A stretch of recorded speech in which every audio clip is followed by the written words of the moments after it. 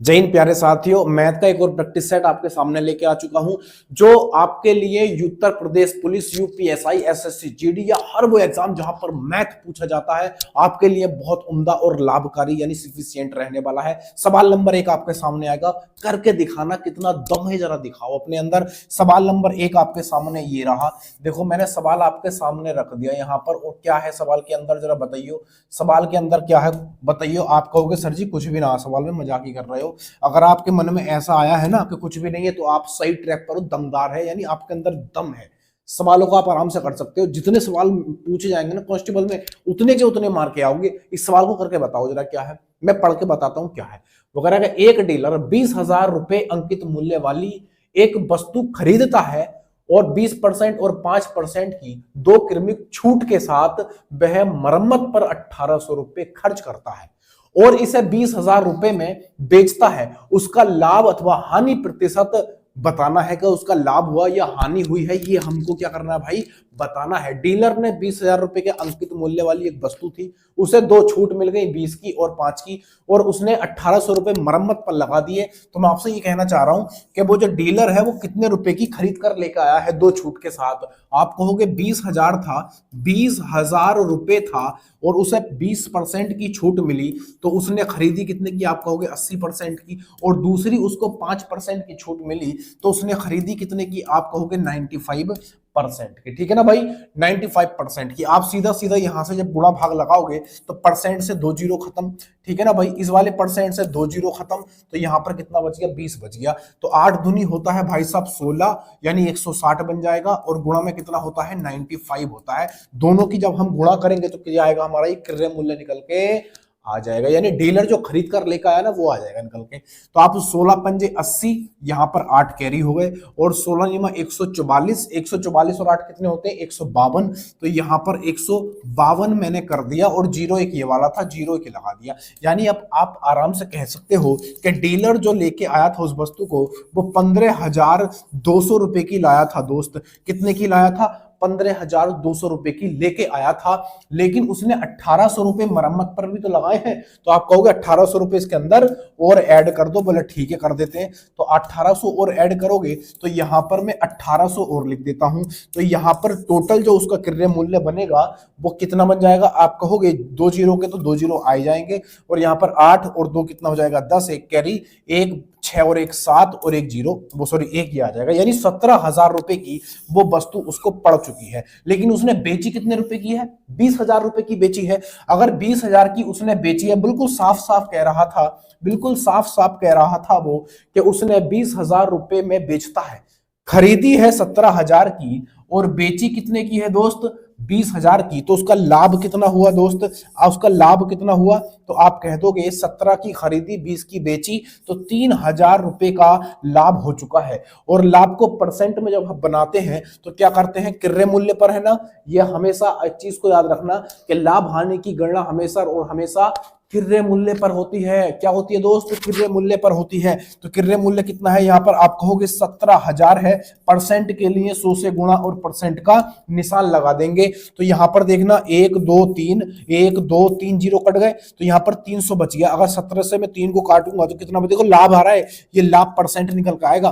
तो 17 से काटो तो 17 ही करना, 17 17 दूनी 34 होता है, ज्यादा हो जाएगा तो 17 ही करना, 17 एक आएगा, पहला डिजिट मेरा एक आएगा। तो एक दो में है, इन दोनों में नहीं है, तो इनमें से मेरा कोई भी ऑप्शन नहीं बनेगा, देखते ही काट दो।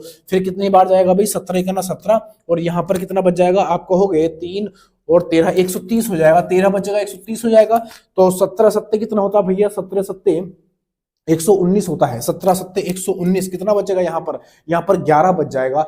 जीरो लगाएंगे तो 110 हो जाएगा, तो 17 छक्का 102, यानी 17 पॉइंट कुछ आएगा। देखो 17 पॉइंट यहां पर भी है, 17 यहां पर भी है। अब दो जगह 17 है, लेकिन उसको क्या हो रहा है, लाभ हो रहा है। तो यहां पर हानि हो रही है, तो ये वाला ऑप्शन भी नहीं होगा। ऑप्शन कौन सा बनेगा, option number A is the right answer. समझ रहे हो बात को, ऐसे ऑप्शन को चूज करते हैं, ऐसे ऑप्शन को चूज करते हैं जब दो दो ऑप्शन एक जैसे दिए हों, तो कुछ ना कुछ अंतर जरूर होता है। इन दोनों में अंतर सिर्फ इतना है कि ये लाभ है और हानि है। यहां पर डीलर को सिर्फ लाभ हो रहा है, इसका मतलब है कि option number A is the right answer. Option number A इसका बिल्कुल सही है, काम खत्म पैसा हजम। अगला सवाल ये रहा आपके सामने, सवाल नंबर अगला, देखना क्या कह रही है सवाल में। देखो दोस्त, सवाल आपके सामने है, जरा बना कर दिखाइयो, बना कर दिखाइयो क्या कह रहा हूं, मैं पढ़ देता हूं एक बारी। देखो वो कह रहा है कि वृत्त की त्रिज्या 14 मीटर है, यदि वर्ग की परिधि वृत्त की परिधि के बराबर है तो वर्ग की भुजा ज्ञात कीजिए। वो वर्ग की क्या निकलवा रहा है भैया, भुजा निकलवा रहा है। आराम से सवाल को बना दोगे, मैंने हर बार कहा है और अब भी कह रहा हूं कि आप मेंसुरेशन के सवालों को जहां पर भी देखोगे, अगर आपको फॉर्मूले उसके याद हैं तो इससे हल्का चैप्टर आपके लिए दुनिया में कोई सा नहीं है। और अगर आपको इसके फॉर्मूले याद नहीं है तो इससे भारी पूरी दुनिया में कोई चैप्टर नहीं है आपके लिए। तो आप यहां पर डिसाइड कर सकते हो। तो उसने क्या कहा कि वृत्त की त्रिज्या है। अब मैं आपसे कह रहा हूं कि ये त्रिज्या दी है यानी आर दिया है, आर का मान कितना है, आप कहोगे 14 दे रखा है, ठीक है ना भाई। आर का मान 14 है, किसका, वृत्त का।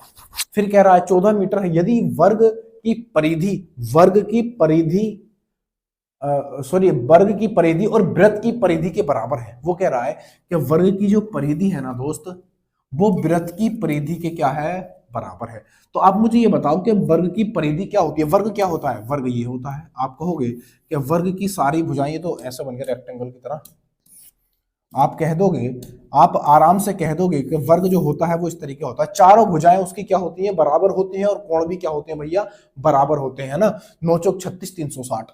तो आप आराम से कह सकते हो कि जो वर्ग है उस वर्ग की परिधि, यानी मैं यहां से निकालूंगा वर्ग की परिधि। अगर आपको ये नहीं पता है तो आप इसको कहीं पर लिख लेना। वो कह रहा वर्ग की परिधि और क्या बोल रहा है वो, और वृत्त की परिधि दोनों बराबर हैं। और वृत्त की परिधि, समझ रहे हो बात को, वृत्त की परिधि, वृत्त की परिधि दोनों क्या है, बराबर है। तो वर्ग की परिधि क्या होती है, तो आप कहोगे 4a होती है। और वृत्त की परिधि क्या होती है दोस्त, वृत्त कैसा होता है, ऐसा होता है। इसकी परिधि क्या होती है, आप कहोगे 2 पाई r होता है। कितना, 2 पाई r होता है। कोई दिक्कत हो तो बताओ, नहीं होनी चाहिए ना दोस्त, कोई दिक्कत नहीं होनी चाहिए। तो अब आप आराम से कह सकते हो कि हमारे पास क्या पूछा है उसने, भुजा पूछी है, और हमारे पास r हैगा, r कितना है, 14 है। तो आप यहां पर करोगे a यानी 4a बराबर 2 और गुणा में पाई का मान रखोगे 22/7 और आर का मान कितना रखोगे, 14 रख दोगे यहाँ पर। तो 7 दूनी कितना होता है, 14। और यहाँ पर देखो 2 और 2 कितना होता है, 2 दूनी 4। इस 4 से ये वाला 4 कट जाएगा तो ए बराबर कितना आएगा, 22 आ जाएगा। यानी कि आप आराम से कह सकते हो वर्ग की भुजा कितनी है भैया, 22 मीटर हो जाएगी। ऑप्शन नंबर कौन सा बनेगा, option number B is the right answer. Option number B इसका बिल्कुल सही है, 22 मीटर। काम खत्म, पैसा हजम। अगला सवाल ये रहा, देखो आपके सामने बहुत लाजवाब, उम्दा, बहुत ही जबरदस्त सवाल है। देखो आप अपने आप को जज करो यहाँ पर कि आप कितने सवाल कर पा रहे हो, ठीक है ना दोस्त। सवाल आपके सामने आ चुका है। सवाल में क्या कह रहा है जरा बताओ। सवाल आपके सामने पढ़ के बता देता हूं, फिर आप आराम से करना बैठ के। वो कह रहा है एक ट्रेन की गति स्टॉपेज को छोड़कर 108 किलोमीटर प्रति घंटा है और स्टॉपेज को बिना छोड़े ट्रेन की गति 90 किलोमीटर प्रति घंटा है, तो ट्रेन प्रति घंटे कितने मिनट तक रुकती है। ये सवाल इस तरीके से है कि रुक रुक कर उसकी चाल इतनी है और बिना रुके उसकी चाल इतनी है।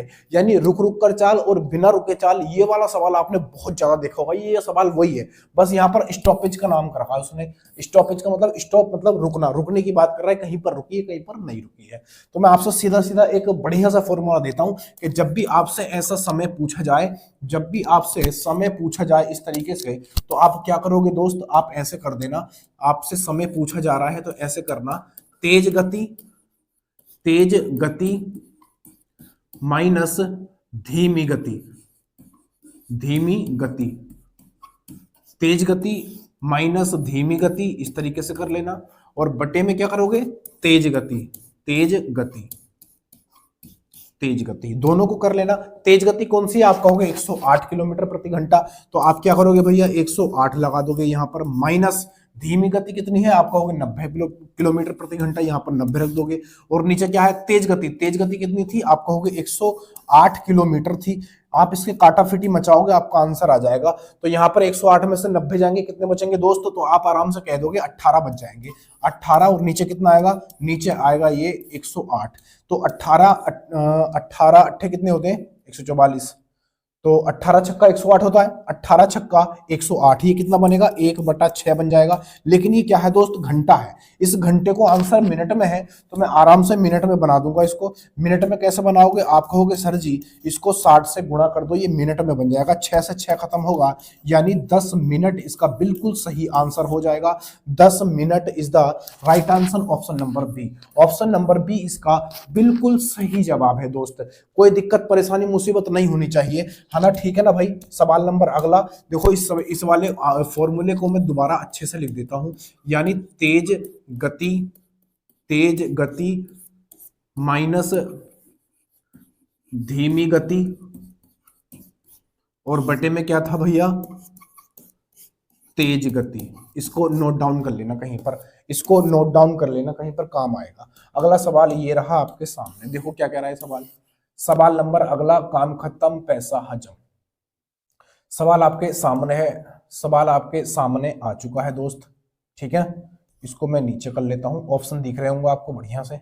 देखो सवाल ये है आपके सामने, क्या कह रहा सवाल में, सवाल में क्या कह रहा, सवाल में कह रहा कि ए किसी कार्य का 40% भाग 6 दिनों में कर सकता है और बी उसी कार्य का 30% भाग 3 दिन में कर सकता है। उन्होंने एक साथ काम शुरू किया, लेकिन बी ने 2 दिन बाद काम छोड़ दिया और ए ने काम करना जारी रखा। पूरा काम कितने दिन में पूरा हुआ, ठीक है ना भाई। बढ़िया सवाल है, एकदम मजेदार है।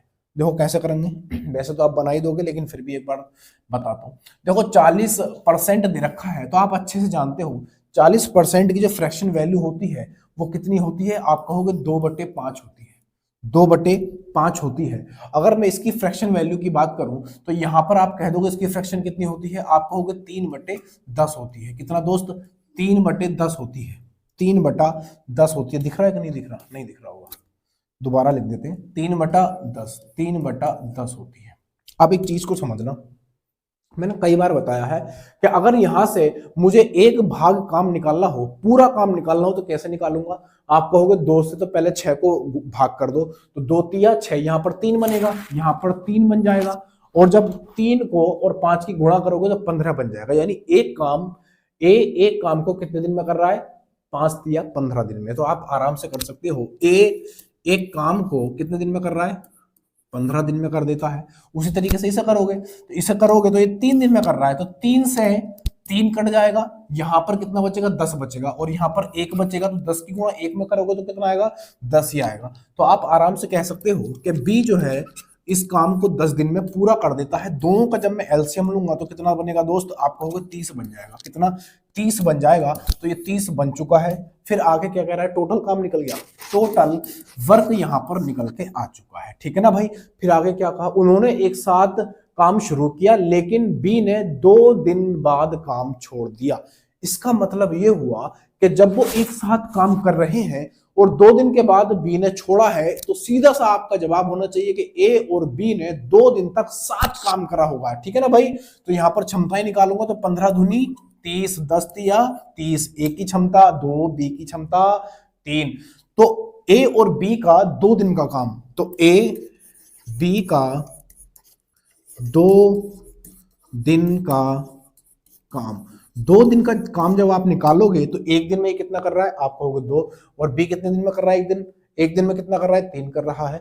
तो 2 दिन का काम जब मैं निकालूंगा तो 2 गुणा, एक दिन ये करेगा, एक दिन ये करेगा, 2 दिन होगा, एक दिन हुआ, एक दिन में कितना काम हुआ, 5, तो 2 दिन में कितना होगा, आप कहोगे 5 दूनी 10 काम हो जाएगा। ये काम ए और बी ने कर दिया। अब बी तो काम को छोड़कर चला गया, तो मैं कह रहा हूं शेष काम कितना बच गया दोस्त, यहां पर शेष काम कितना बच गया। तो आपको ऐसे हिंदी नहीं लिखनी है, एग्जाम में आपको हिंदी नहीं लिखनी है, आप सीधा सीधा कहना एक दिन में ये इतना कर रहा है, एक दिन में ये इतना कर रहा है, दोनों मिलकर एक दिन में कितना करेंगे, आप कहोगे 5 कर लेंगे, तो 2 दिन में कितना करेंगे, 5 दूनी 10 कर लेंगे।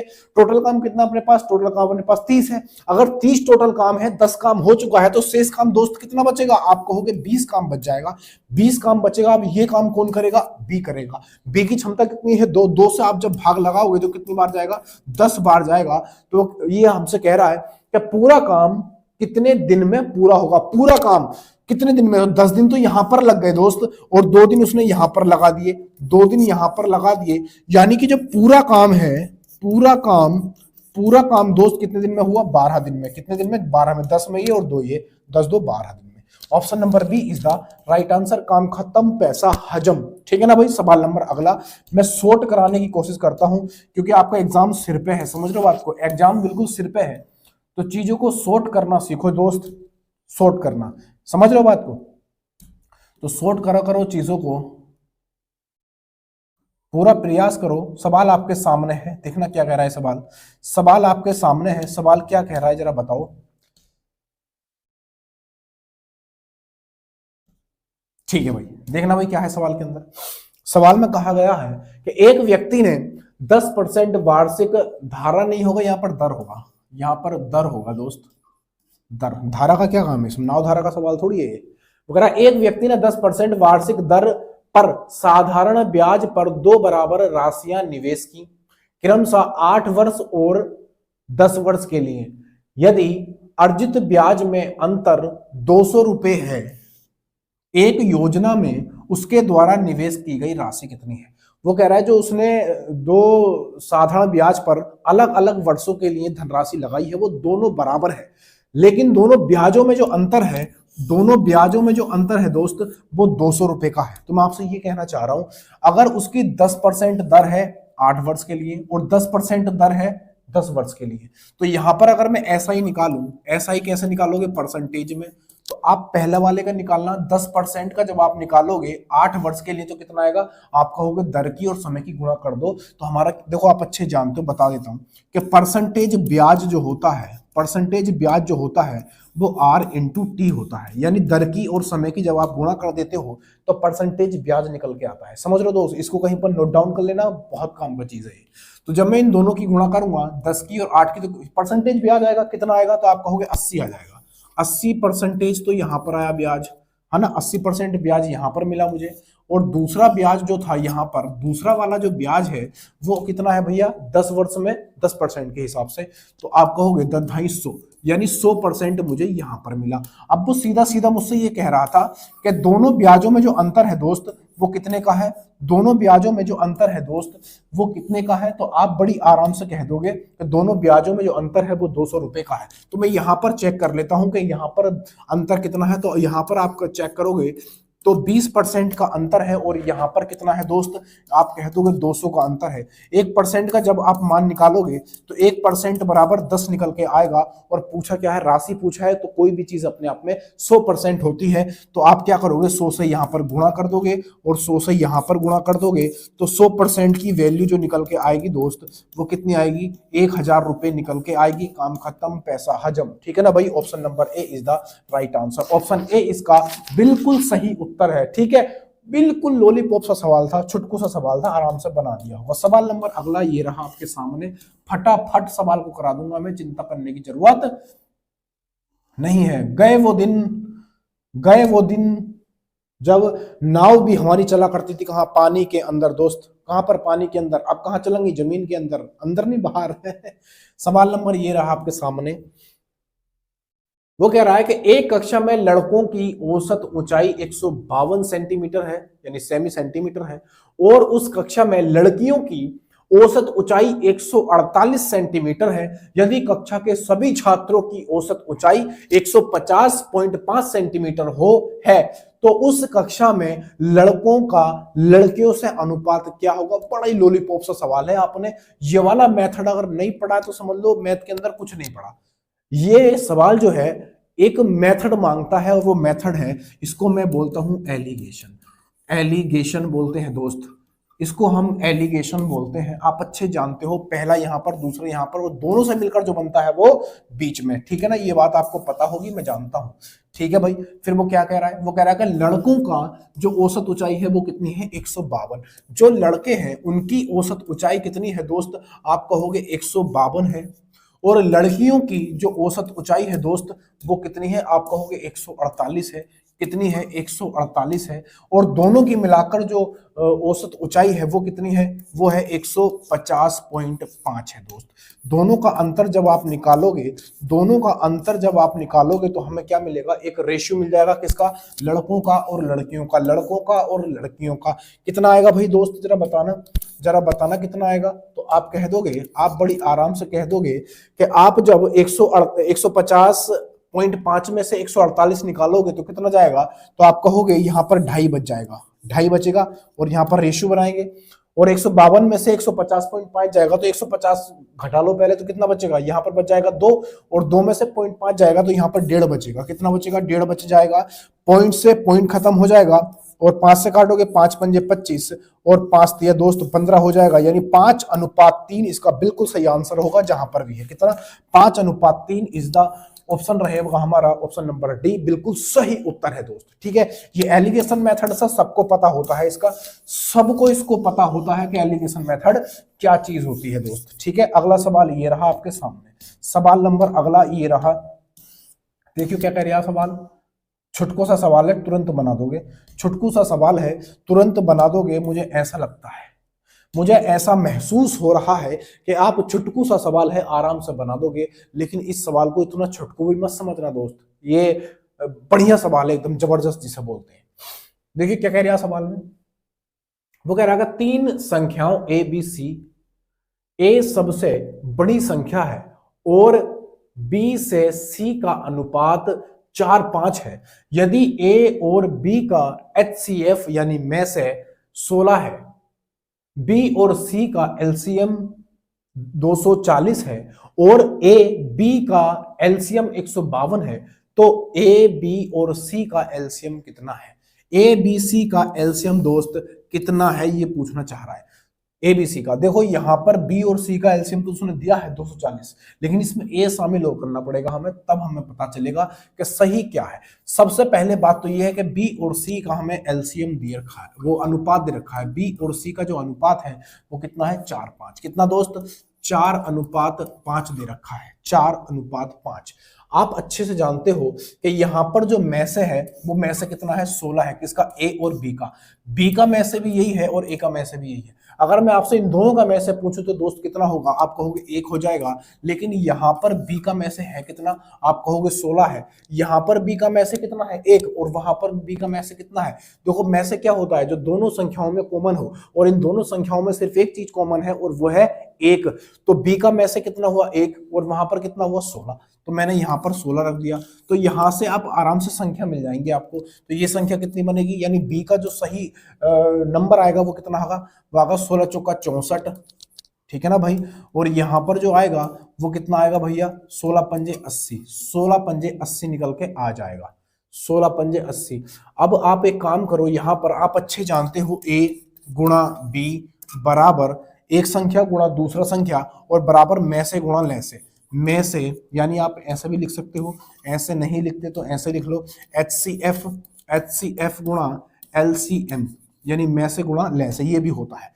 देखो यहाँ पर ए और बी है, ए और बी मुझे दे रखे हैं, यानी बी का यहाँ पर 64 है, तो मुझे किसका निकालना है, ए का निकालना है ना, तो बी का 64 है, तो आप यहाँ पर 64 रख दोगे बराबर में से कितना दे रखा है भाई, में से कितना दिया है, ए और बी का, ए और बी का देखो में से कहीं ना कहीं दिया है, मैंने अभी पढ़ा था, यहाँ पर जो में से है वो कितना है, ए और बी, देखो यहाँ पर ए और बी है ना, और यहाँ पर ए और बी है, तो ए और बी का जो में से है वो कितना है, 16 है, तो मैं यहाँ पर 16 रख दूंगा दोस्त, और गुणा एलसीएम कितना दिया है, एलसीएम भी कहीं ना कहीं दिया है, कितना है, देखो ये है, ए और बी का एलसीएम कितना दे रखा है, 152, 192 दिया है, काटा फिटी मचाओ, ए का यहाँ से मान निकल जाएगा, ए का मान निकलेगा, कितना निकलेगा, तो 16 चौका कितना होता है, 64 होता है, 4 आ जाएगा, 4 से इसको डिवाइड करो, कितनी बार जाएगा, 4 चौक 16, 4 बार गया, कितना बचेगा, 3, 4 अट्ठे 32। तो आप आराम से कह सकते हो ए बी और सी की संख्या कितनी आ गई निकल के, ए की आ गई यहाँ पर कितनी, यहाँ पर आ गई है 48, यहां पर आ गई है 64, और यहां पर कितनी आ गई है दोस्त,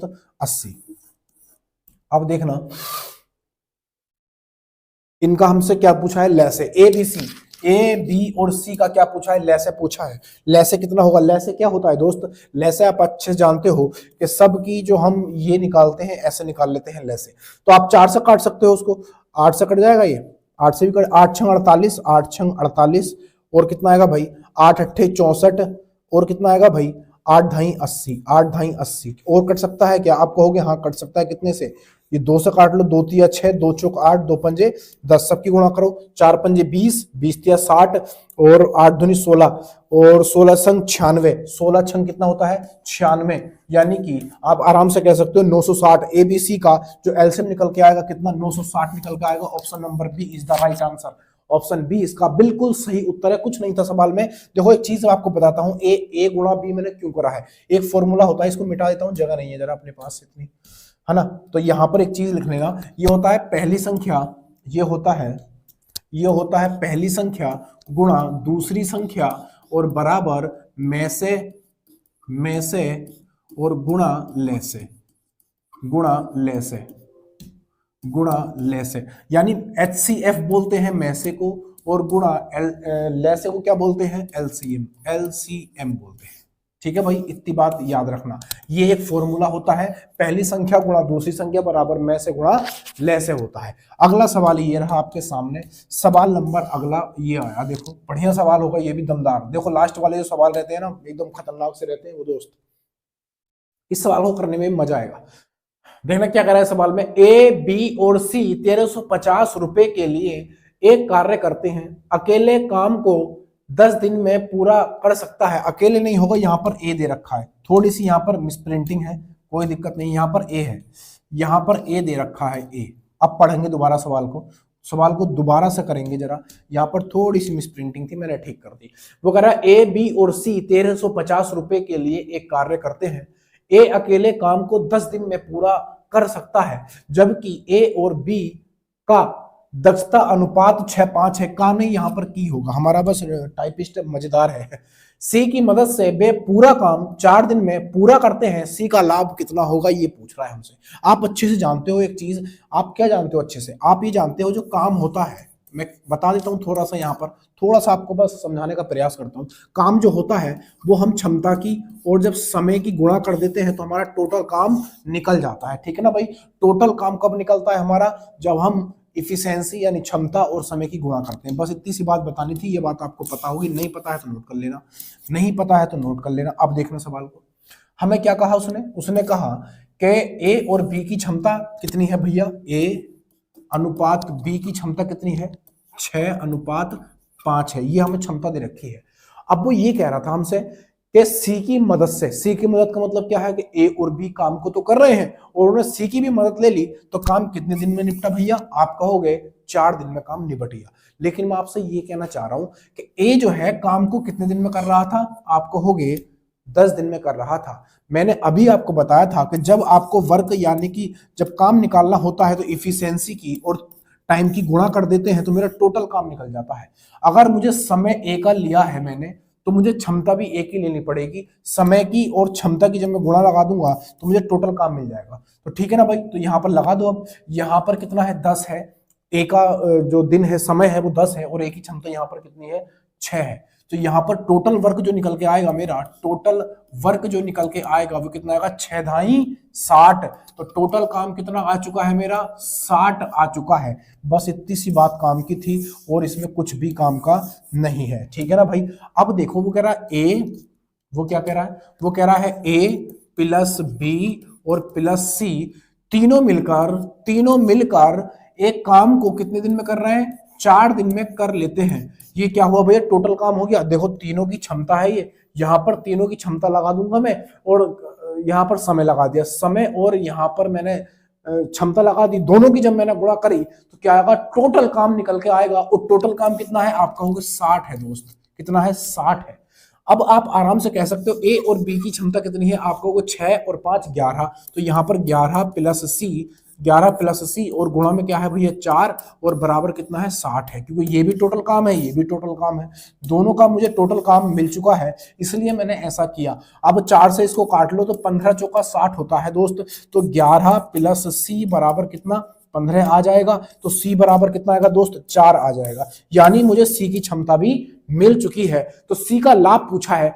हमेशा याद रखना दोस्त, जब भी पैसों वाला सवाल आता है तो हमेशा पैसे क्षमता के हिसाब से बढ़ते हैं। मैं जितना काम करूंगा जितनी क्षमता से, उसके हिसाब से मुझे पैसा मिलेगा। समझ रहे हो मैं क्या बोल रहा हूं। तो क्षमता के अनुसार पैसा बढ़ता है। अगर सी का उसने पूछा है हमसे, सी का पूछा है तो हम क्या करते हैं, ए और बी और सी यहां पर रख दूं मैं, है ना, और सी का अनुपात कितना आ जाएगा, आपका होगा 4 आ जाएगा। पूछा किसका है, 4 का पूछा, यानी सी का अनुपातिक योग नीचे रख देंगे, कितना आएगा 6 4 10 5 15 हो जाएगा। और कितने में से लेना भैया, आपका होगा 1350 में से, 1350 में से लेना है। तो आप इसकी तिगड़म मचानी शुरू कर दो। तो आप कहोगे आप 15 से काट लो, इसका कट जाएगा। हाँ, 15 नियमा 135 होता है, 15 नियमा 135 होता है, और 9 चौक 36, यानी 360 रुपए किसको मिलेंगे, सी को मिल जाएंगे। Option number D is the right answer. Option D इसका बिल्कुल सही उत्तर है, बिल्कुल सही जवाब है। ठीक है ना भाई। अगला सवाल ये रहा आपके सामने, बढ़िया और दमदार सवाल आएगा, देखो वो वाला भी, ये सवाल भी आपके सामने जो रखने वाला हूं बहुत मजेदार है। सवाल में क्या कह रहा है, बस इतना बता दो, इतना बता दो कि क्या कह रही है सवाल में, क्या कह रहे हैं आप, बोले ये कह रहे हैं, पढ़ के सुनाओ। क्या उस वृत्त की त्रिज्या क्या है, त्रिज्या मतलब आर, वो कह रहा है दोबारा, उस वृत्त की त्रिज्या क्या है जिसका क्षेत्रफल दो वृत्तों के क्षेत्रफलों के योग के बराबर है, जिनकी त्रिज्याएं 15 सेंटीमीटर और 8 सेंटीमीटर है। बढ़िया सवाल है एकदम, बढ़िया सा एकदम। वो कह रहा है एक वृत्त है, उसकी त्रिज्या पूछिए। तो इसकी जो ये वृत्त है, इसकी त्रिज्या पूछिए ना, तो मैं वृत्त की जो क्षेत्रफल होता है वृत्त का, वो क्या होता है दोस्त, वृत्त का क्षेत्रफल क्या होता है, इतना बता दो, बस इतना बता दो, वृत्त का क्षेत्रफल कितना होता है। तो वृत्त का क्षेत्रफल होता है, आप कहोगे वृत्त का क्षेत्रफल होता है पाई आर स्क्वायर। क्या समझे, क्या समझे दोस्त, पाई आर स्क्वायर होता है, इसका क्षेत्रफल होता है पाई आर स्क्वायर बराबर। उसने कहा था कि उस वृत्त की त्रिज्या ज्ञात करो कि जिसका क्षेत्रफल जो है दो वृत्त के क्षेत्रफल के बराबर है। तो पहले वृत्त के क्षेत्रफल की त्रिज्या ये है और दूसरे वृत्त के क्षेत्रफल की त्रिज्या ये है। तो पहला वृत्त का क्षेत्रफल जब मैं लूंगा तो ये बनेगा pi r square 1 plus pi r square 2, यहां पर कर दिया मैंने। तो पाई आर स्क्वायर बराबर, यहां पर देखो पाई है और यहां भी पाई है, तो पाई मैंने बाहर ले लिया, तो अंदर क्या है भैया आर स्क्वायर 1 है। तो 15 का वर्ग कितना होता है, आप कहोगे 225 होता है जी। कितना होता है सर जी, 225 प्लस यहां पर आप चेक करोगे तो R2 कितना है, 8 है। तो 8 का वर्ग कितना होता है, 64 होता है सर जी। बोले ठीक है, पाई से पाई खत्म करेंगे तो आर स्क्वायर बराबर दोस्त कितना आ जाएगा, आप कहोगे दोनों को जोड़ दो, तो 5 4 9 होता है, 6 और 2 8 होता है, और 2 यहाँ पर। आप अच्छे जानते हो कि 289 किसका वर्ग होता है, तो ये अंडर रूट चढ़ जाएगा, यहाँ से ये खत्म हो जाएगा, ये यहाँ से खत्म हो जाएगा, यहाँ पर अंडर रूट चढ़ जाएगा। तो बताओ ये किसका वर्ग है, आप कहोगे ये 17 का वर्ग है। यही हमारा क्या है, इस सवाल का बिल्कुल सही उत्तर है। Option number C is the right answer. Option C इसका बिल्कुल सही उत्तर है दोस्त। तो ये कुछ सवाल थे जो मैंने आपके सामने रखे, मजा आ गया होगा आपको इन सवालों में। अगर आप पूरे सवाल मार रहे हो तो समझ लो दमदार आपकी तैयारी है, क्योंकि ये सवाल किसी चीज से कम नहीं थे, बढ़िया सवाल थे, मॉडरेट भी थे, हार्ड भी थे और हल्के भी थे। समझ रहे बात को। तो अगले वीडियो के साथ फिर दमदार सवाल लेके आऊंगा आपके सामने। अगर आप चैनल पर नए हो और वीडियो किसी के माध्यम से मिली है तो दोस्त तुरंत सब्सक्राइब कर लेना, और लाइक शेयर सब्सक्राइब जो भी आपको करना है कर लेना। मिलेंगे अगली वीडियो में, तब तक के लिए जय हिंद जय भारत।